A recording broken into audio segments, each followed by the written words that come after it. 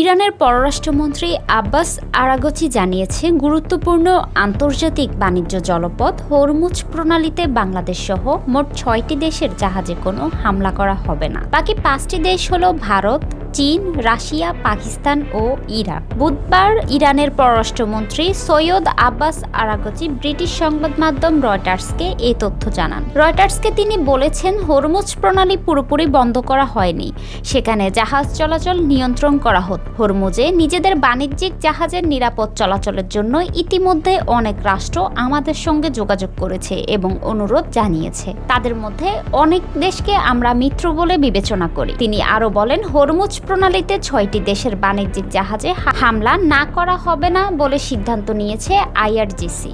এসব দেশের সরকারের সঙ্গে আমাদের কথা হয়েছে এবং তারা আমাদের সঙ্গে সমন্বয় করে চলতে সম্মতি জানিয়েছে। এই 6 দেশের বাণিজ্যিক জাহাজগুলো সবসময়, এমনকি যুদ্ধের পরও হরমুজ প্রণালীতে নিরাপত্তা প্যাসেজ পাবে।